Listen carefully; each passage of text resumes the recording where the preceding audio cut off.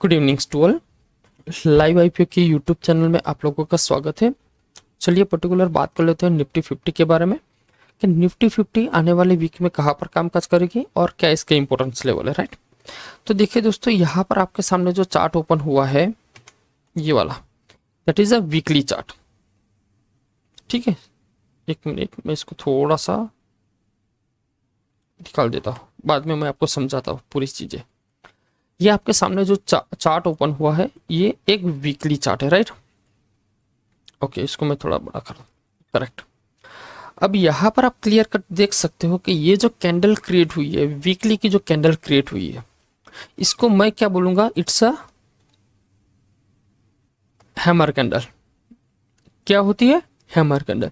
जैसे ये भी एक हैमर कैंडल है, ये भी एक हैमर कैंडल है, ये भी एक हैमर कैंडल है।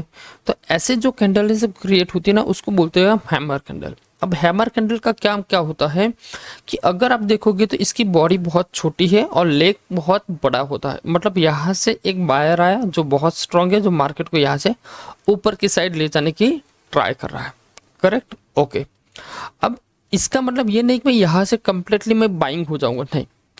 जो भी पर्टिकुलर यहाँ पर कैंडल क्रिएट होती है ना, तो उसको जब तक वो एक्टिव नहीं होगी ना, क्या एक्टिव नहीं होगा, तब तक हम उसमें ट्रेड नहीं कर सकते। एक्टिव का मतलब, अब नेक्स्ट मतलब जो होता है ना, वो ये जो लेवल है उसके ऊपर अगर मार्केट क्लोज कर देता है तो ये एक्टिव हो जाती है और यहाँ से मार्केट को वो ऊपर की साइड ले जा सकती है, करेक्ट। ओके, दूसरा, ये तो हमने पॉइंट ऑफ कैंडल के हिसाब से हमने डिस्कशन किया। अब जो हम डिस्कशन करेंगे ना, वो है एक इंडिकेटर जो है आरएसआई का इंडिकेटर होता है। अब आरएसआई का जो इंडिकेटर है वो हमें क्या इंडिकेट करता है कि जैसे यहाँ पर देख सकते हो कि एट प्रेजेंट जो आरएसआई है वो 68.20 है, करेक्ट। क्या है? 68.20, मतलब मोटा मोटा मान लीजिए तो 70 के नीचे। ओके, अब ये जो 68.20 है वो कहाँ से क्यों बना, आप यहाँ पर देखो तो यहाँ पर टॉप पोर्शन पर मतलब 80% जो था वहां से धीरे धीरे धीरे धीरे करके अब नीचे जा रहा है, करेक्ट। दिख रहा है ना? तो ये क्या इंडिकेट करता है कि मार्केट यहाँ से आपको नीचे की साइड भी दिख सकता है, लेकिन यहाँ पर हमें ऊपर की साइड दिख रहा है, दोनों साइड दिख रहा है, ठीक है। ओके, तो अगर हम मोटा मोटा देखें तो वीकली के हिसाब से हम यहाँ पर न्यूट्रल पॉइंट पर है, ना ही बहुत ऊपर की साइड हम देख सकते हैं, ना ही बहुत नीचे की साइड। ओके ओके, अब इसको हम पर्टिकुलर डेली में देखते हैं। तो डेली में अगर हम देखोगे तो यहाँ पर मार्केट नीचे तो आया है, अब धीरे धीरे क्या कर रहा है, इसके ऊपर जा रहा है। अगर 50% के ऊपर आ चुका है मतलब यहाँ से मार्केट अगेन ऊपर की साइड जा सकता है। और यहाँ पर एक clear cut Pushpa W pattern भी क्रिएट किया है उसने। कैसे, मैं आपको ड्रॉ करके दिखाता हूँ।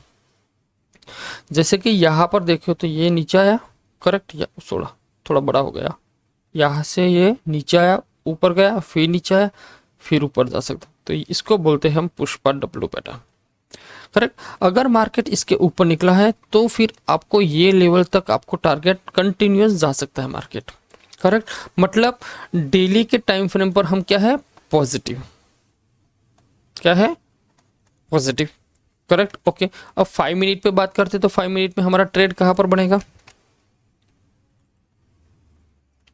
देखिए। तो 5 मिनट में अगर हम डिस्कशन करेंगे ना, तो यहाँ पर मैं इसको छोटा करूंगा, यहाँ पर मैंने एक लाइन ड्रॉ किया था।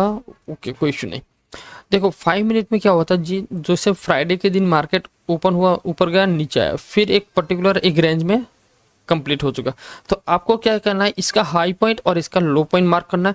जैसे ही इसका हाई पॉइंट और लो पॉइंट जिस भी साइड ब्रेकआउट करता है, आप उस साइड ट्रेड कीजिए। मतलब मान लीजिए ये हाई पॉइंट है, इसको ब्रेक किया, कॉल साइड ट्रेड कीजिए, या फिर इस लो के नीचे अगर ट्रेड किया तो आप पुट साइड ट्रेड कीजिए, सिंपल सी बात है, ठीक है। ओके, अब पर्टिकुलर जो मैं बात करने वाला हूँ वो थोड़ा बहुत इंटरेस्टिंग होने वाला है, क्योंकि मैंने इस वीडियो को बहुत फास्ट मैंने कंप्लीट कर दिया। क्यों? क्योंकि मुझे थोड़े और दूसरे पॉइंट भी आपको समझाने थे और उसका थोड़ा सा क्लैरिफिकेशन भी आपको करना था। बहुत सारे लोग आप समझ भी गए होंगे, आपके पास न्यूज़ भी आ गया होगा। जिस पॉइंट के बारे में मैं बात कर रहा हूँ वो है हिडनबर्ग, ठीक है। ओके, तो यहाँ पर आप देख सकते हो कि पूरे सैटरडे संडे पूरे सोशल मीडिया में सिर्फ एक ही बात चल रहा है, हिडनबर्ग हिडनबर्ग, करेक्ट। तो चलिए पर्टिकुलर इस सिचुएशन को समझने की कोशिश करते हैं कि भाई ये है क्या चीज़, इसने क्यों किया, क्या है इसका पीछे का थॉट प्रोसेस क्या है। ठीक है, पूरी की पूरी सिस्टम समझते हैं। देखिए, सबसे पहले तो आप ये समझिए कि आप ये हिडनबर्ग जो कंपनी है, ये हिडनबर्ग, ठीक है, एक मिनट, ये हिडनबर्ग कंपनी जो है उसके बारे में कब से जानते हो? ठीक है, सबसे फर्स्ट क्वेश्चन जो मैंने आपको पूछा बहुत इंटरेस्टिंग क्वेश्चन है। शायद हार्डली ऐसे बहुत कम इन्वेस्टर होंगे जिनको तो पता भी नहीं होगा कि भाई ये हिडनबर्ग है क्या और करता क्या है। क्लियर? तो पहले आप अपने आपको ये पूछिए कि भाई हिडनबर्ग कंपनी के बारे में कितने लोग जानते हैं। और अगर मान लीजिए आप नहीं जानते होगे तो सैटरडे संडे में बहुत सारे लोगों ने इसके ऊपर रिसर्च कर दिया होगा कि भाई ये क्या है, क्या करता है, क्या नहीं करता। तो पहले हम उसके बारे में थोड़ा सा डिस्कशन करते हैं, फिर हम पूरा का पूरा हम इसका ये जो पर्टिकुलर जो सिस्टम है उसके बारे में डिस्कशन करते हैं, राइट? ओके, हिडनबर्ग बेसिकली एक शॉर्ट सेलर कंपनी है। अब शॉर्ट सेलर के बारे में अगर आप लोग नहीं जानते तो उसके बारे में मैं आपको सिंपल सी बात बता दूं कि मान लीजिए एक आपके हम जो ट्रेडिंग करते हैं फ्यूचर एंड ऑप्शन में, राइट? अब फ्यूचर एंड ऑप्शन एक ऐसा इंस्ट्रूमेंट है जहां पर अगर आपको लगता है मार्केट नीचे जाने वाला है तो आप इसमें भी ट्रेड कर सकते हो, और अगर आपको लगता है मार्केट ऊपर जाने वाला है तो भी आप इसमें ट्रेड कर सकते हो और प्रॉफिट कमा सकते हो। करेक्ट? ओके। लेकिन अगर मान लीजिए वही चीज मैं कैश सेगमेंट में करने जाऊंगा ना, तो यहाँ पर हम शॉर्ट सेल कर तो सकते हैं लेकिन उसी दिन हमें सेम डे उसको एग्जीक्यूट बाय में भी करना पड़ता है। वो सिचुएशन एफएनओ में नहीं होती। ओके, अब शॉर्ट सेलिंग का मतलब क्या होता है कि मान लीजिए आज की बात कर रहा हूँ, जब मैं ये वीडियो बना रहा हूँ तो मैं आपको बोल देता हूँ कि भाई रिलायंस कंपनी में कुछ प्रॉब्लम होने वाली है और रिलायंस कंपनी बहुत नीचे गिरने वाली है। मैंने एक ऐसा रिपोर्ट बनाया और जारी कर दिया। अब उसके अगेंस्ट 2 दिन पहले मान लीजिए मैं फ्यूचर इसका शॉर्ट करके छोड़ देता हूँ और आपको रिपोर्ट में आज देता हूँ, तो मतलब जब दूसरे दिन मार्केट ओपन होगा तो लोग क्या करेंगे, इसमें शॉर्ट करेंगे, मार्केट नीचे जाएगा, मैं अपनी पोजीशन यहाँ पर क्लियर करके निकल जाऊंगा और यहाँ पर जो लोग होंगे वो फंस जाएंगे। ऐसा ही सेम सिचुएशन क्रिएट हुआ था और 23 जनवरी 2023 को, अगर तब तक कोई ओल्ड पर्सन है तब तक से मतलब जो पुराने ट्रेडर है उनको तो पता होगा, लेकिन जो पर्टिकुलर नए ट्रेडर है उनको यह डेट शायद नहीं पता होगी। अगर आपको नहीं पता है तो आपके चार्ट पर जाइए और देख लीजिए कि ये भी एक मंडे का दिन है, 23/1/2023, ये भी एक मंडे का दिन है। और सेम टू सेम कल अगर हम जब मार्केट ओपन होगा 12 अगस्त 2023, अगेन मंडे का ही दिन है। यहाँ पर भी हिडनबर्ग ने जब रिपोर्ट निकाला था तभी वो सैटरडे को रिपोर्ट निकाला था, यहाँ पर भी उसने सैटरडे को रिपोर्ट निकाला है। करेक्ट? और जब सैटरडे को रिपोर्ट निकाला तो मंडे अगर आप देखोगे तो ऑल अदानी स्टॉक में ऑन एन एवरेज 3 to 5% का लोअर सर्किट या 10% का भी लोअर सर्किट लगा था। तो उस कंडीशन में ये हिडनबर्ग ने बहुत ज्यादा पैसा यहाँ पर अर्न किया होगा। क्यों? क्योंकि वो लोग क्या करते हैं, पहले शॉर्ट सेल करते हैं, मार्केट को क्रिएट कराते हैं और वहां पर प्रॉफिट करते हैं। ठीक है, ये होता है पर्टिकुलर एक शॉर्ट सेलिंग की बात। नो डाउट ऐसा नहीं है कि भाई हिडनबर्ग कंपनी एक ऐसे ही रिपोर्ट क्रिएट करती है, इसका भी कुछ ना कुछ इंपॉर्टेंस होता है। ये ऐसे ही कोई रिपोर्ट क्रिएट नहीं करती, इनके पीछे भी कुछ लॉजिक होता है। करेक्ट? लेकिन ये जो सब हुआ उसके अगेंस्ट क्या किया कि पहले इसने सिर्फ और सिर्फ अदानी को टारगेट किया था। कब? 18 मंथ अगो, मतलब 23/1/2023 को उसने सिर्फ और सिर्फ अदानी पर टारगेट किया था और उस टाइम सिर्फ और सिर्फ अदानी में ही सबसे ज्यादा करेक्शन हुआ था। करेक्ट? ओके। उसके बाद क्या हुआ, अदानी ने हिडनबर्ग ने आज जिस तरह से यहाँ पर मैं आपको बताता हूँ एग्जैक्टली कहाँ पर लिखा है, एग्जैक्ट, हाँ यहाँ पर आप देखिए, वो 18 मंथ्स के पहले जब उसने अदानी पर ही सिर्फ एलिगेशन लगाया था, लेकिन इस बार उन्होंने लगाया है मधाबी बुच। अब मधाबी बुच आप सब लोग जानते होंगे कि ये कौन है। ये है एक सेबी पर्सन। सेबी पर्सन मतलब हमारा जो एक मार्केट का जो रेगुलेटरी होती है ना, उसका चेयर पर्सन है। अब उन्होंने इनके ऊपर एलिगेशंस लगा दिया है। इनके ऊपर एलिगेशन कब लगाया था? उन्होंने जून 2017 के पहले। अगर आप यहाँ पर रिपोर्ट में आप कहीं पर भी आप देख सकते हो ना, तो आपको दिखेगा। एक मिनट में आपको दिखा दूँ एग्जैक्टली डेट कहाँ पर है वो। एक मिनट, हाँ ये रही। यहाँ पर आप देखिए, ये सबसे इंपॉर्टेंट चीज है, ये डेट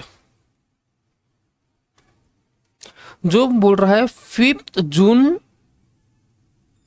2015। उसमें मार्केट में माधवीपुरी जी का पर्टिकुलर अदानी के अंदर बहुत सारा स्टॉक्स था और उन्होंने उसको कुछ मैनिपुलेशंस किया, पर्टिकुलर स्टॉक प्राइस में इन्वेस्ट किया और प्रॉफिट कमाया। ये ठीक है। सबसे इंटरेस्टिंग, अब ये हिडनबर्ग खुद बोल रहा है कि भाई ये Madhavipuri ji all time whole time director कब बनी थी? 2017 में, करेक्ट। वो भी फोर्थ, मतलब फोर्थ में, कहीं पर भी मान लीजिए 1 तारीख को हुआ। अब यहाँ पर सबसे इंटरेस्टिंग चीज क्या है कि अगर 2015 में वो लोग तो सेबी से कोई कनेक्टेड थे ही नहीं, तो हो सकता है यहाँ पर वो अदानी क्या रिलायंस पे भी स्टॉक बाय कर सकते हैं, अदानी में भी कर सकते हैं, कहीं पर भी कर सकते हैं, उसका कोई मतलब नहीं होता। वो चेयरपर्सन कब बनी? 2017। तो 2017 के बाद अगर ये कुछ मतलब मामला बना है तो इसमें थोड़ा बहुत प्रॉब्लम क्रिएट हो सकता है। लेकिन अगर मान लीजिए ये 1 अप्रैल 2017 के पहले का कोई मामला है तो इसमें कोई मतलब होता ही नहीं है, ये टोटली वेस्ट ऑफ मनी हो जाएगा। करेक्ट, मेरी बात आप समझ रहे हो ना। ये एक ऐसा बात हुआ कि इसको अगर मैं आपको एक छोटे से एग्जांपल के बात समझाता हूँ। मान लीजिए ये एक फूड जोन है या मान लीजिए एक रेस्टोरेंट है, ठीक है। अब ये रेस्टोरेंट के अंदर मैंने 2015 में कोई एक लंच किया, मतलब एक ब्रेकफास्ट किया, करेक्ट, ओके। अब मान लीजिए मैं 2018 या 2024 में मैं इसके ऊपर एलिगेशन लगाता हूँ कि आपने गलत किया, लेकिन मैंने भी तो यहाँ पर फूड खाया था, तो क्या मैं भी गलत? तो ये पर्टिकुलर सिचुएशन इस टाइप की है कि अगर मान लीजिए यहाँ पर माधवीपुरी जी ने 2017 के पहले अगर उनका स्टेक हुआ तो उसमें कोई इशू नहीं होता, वो कर सकती है, जैसे आप भी कर सकते हो, मैं भी कर सकता। लेकिन मान लीजिए आप खुद अब चेयरपर्सन, मतलब आपके पास मैं मान लूँ भाई अदानी में बहुत ज़्यादा स्टॉक है, करेक्ट, और मान लीजिए कल आप चेयरपर्सन बन गए, तो आप क्या, अब उन्हें गलत किया था यहाँ पर? नहीं, ठीक है। लेकिन इसको सीरियसली लेना पड़ेगा। ऐसा नहीं है कि भाई मार्केट में इसका कोई रिएक्शंस नहीं आएगा। 100% इसका मार्केट में रिएक्शन आएगा। क्यों? क्योंकि जो पर्टिकुलर स्मॉल रिटेल ट्रेडर होगा ना, वो यहाँ पर थोड़ा सा डिस्टर्बेंस हो जाएगा। हो सकता है वो अपनी पोजीशन भी यहाँ पर स्क्वायर अप करेगा और मार्केट को थोड़ा नीचे लाएगा, लेकर जा सकता है। और सबसे इंटरेस्टिंग पॉइंट में बता दो, अगर मार्केट में मान लीजिए 1% से लेकर 2%, मतलब मोटा मोटा 100 से 150 पॉइंट का गैप डाउन होगा तो चलेगा, वो वाइबल है। लेकिन इससे भी ज़्यादा अगर गैप डाउन दिखता है तो ये इट्स अ बाइंग अपॉर्चुनिटी हो जाएगी फॉर द इंडियन मार्केट में, करेक्ट। तो ये हिडनबर्ग का अभी मामला चल रहा है, इस पे देखते हैं अब आगे जाके क्या होता है क्या नहीं होता है, इसमें मार्केट में क्या रिएक्शन आता है। और सबसे इंटरेस्टिंग चीज़ बात बताऊँ आपको, एक मैं बताता हूँ, एक मिनट। हाँ, यही उन्होंने जो पूरी रिपोर्ट बनाई ना, उस रिपोर्ट के आधार पर एक नीचे उन्होंने एक लीगल डिस्क्लेमर भी दिया हुआ है। वो लीगल डिस्क्लेमर वही होता है जो पर्टिकुलर एक नॉन सेबी रजिस्टर्ड पर्सन जैसे देता है, तो उसमें लिखता है कि भाई हम सेबी रजिस्टर्ड नहीं है, आपके प्रॉफिट और लॉस में हमारा कोई लेना देना नहीं है, ये सिर्फ एजुकेशनल पर्पज है, देखना पहचाना, वो जो देते ना, वो यहाँ पर क्लियर कट लिखा हुआ है, this report does not constitute a recommendation on the security. ये रिपोर्ट किसी भी टाइप की कोई सिक्योरिटी पर लागू नहीं होता, इट्स नॉट अ रिकमेंडेशन, ये कोई रिकमेंडेशन नहीं है, ठीक है। दूसरा यहाँ पर लिखा है, this report the present our opinion and investigation commentary, क्या, इट्स योर ऑन रिस्क, यहाँ पर भी लिख दिया, इट्स योर ऑन रिस्क, मतलब आप ट्रेड करो ना करो, इट्स योर ऑन रिस्क। कहने का मतलब इसमें वही चीज़ बताई हुई है कि अगर मान लीजिए इस रिपोर्ट के जरिए आपका प्रॉफिट होता है, लॉस होता है, जो भी होता है उसके पर्टिकुलर आप खुद रिस्पॉन्सिबल है, हम इसमें रिस्पॉन्सिबल नहीं है। क्लियर? तो मैंने तो सिर्फ आपको यही बताया कि भाई इस पर्टिकुलर रिपोर्ट में उन्होंने जो जो बताया है, जो जो पॉइंट बताई है, ठीक है, वो सारे के सारे यहाँ पर उन्होंने बताया हुआ है। अब इसका क्या पर्टिकुलर डिस्क्लेमर आता है, ऑलरेडी सेबी चेयरपर्सन ने तो ऑलरेडी एक डिस्क्लेमर दिया हुआ है कि इसके अंदर कोई तथ्य नहीं है, ये मतलब एक ऐसा क्या बोलते हैं उसको, पाया विहोण बोलते हैं ना जिसको, इनलीगल मतलब एक्टिविटीज़ है, इसको ऐसा भी उन्होंने बताया। अब इसके ऊपर मार्केट क्या रिएक्ट करता है वो तो कल हमें मॉर्निंग में ही पता चलेगा, अभी हमें पता नहीं चलेगा, ठीक है। लेकिन मैं अगर आपको मानूँ तो अगर मान लीजिए मार्केट गैप अप खुले या गैप डाउन खुले, कुछ भी हो जाए, लेकिन अगर मार्केट मान लीजिए 100 से लेके 150 पॉइंट का गैप डाउन ओपन होता है तो वो एक, ये रिपोर्ट के हिसाब से वो वाइबल है, हो सकता है। लेकिन इससे भी ज़्यादा मान लीजिए 250 या 300 पॉइंट का गैप डाउन ओपन होता है तो मैं यहाँ पर एक बाइंग अपॉर्चुनिटी छोड़ दूंगा। यहाँ पर आप पर्टिकुलर किसी ना किसी ETF में आप, या तो निफ्टी ETF हो गया या पर्टिकुलर ऑटो का एक ETF हो गया, वहाँ पर आप इन्वेस्ट कर सकते हो, ठीक है। It's a buying opportunity. उन्होंने ऑलरेडी 18 मंथ पहले भी ऑलरेडी उन्होंने रिपोर्ट निकाला था अदानी के अगेंस्ट। अदानी उस टाइम उन्होंने तो ऑलमोस्ट 50% से भी ज़्यादा का करेक्शन उसमें हो चुका था। आज वापस आप देखो तो ऑल टाइम हाई के आसपास सारे के सारे स्टॉक चलने स्टार्ट हो चुके। सडनली 2 या 3 स्टॉक को छोड़ देंगे तो सबके सब चलते हैं, ठीक है। तो यही था। तो एनालिसिस आपको समझ में आ गया होगा कि आपको ट्रेडिंग किस तरह से करनी है। सिंपल सी बात है, ये सबसे इंपॉर्टेंट लो है जो है 23,900। इसके नीचे नहीं जाना। इसके नीचे अगर मान लीजिए बहुत ज़्यादा गैप डाउन ओपन होता है और यहाँ पर होता है तो यहाँ से डेफिनेटली एक कॉल आप बाई कर सकते हो, आपको एक बुल पैक जरूर मिलेगा, ठीक है। आई होप आपको ये वीडियो अच्छा लगा होगा, तो वीडियो को लाइक एंड शेयर कर दीजिए और चैनल को सब्सक्राइब कर दीजिए, ठीक है। मिलते हैं नेक्स्ट वीडियो में। जय हिंद, जय भारत।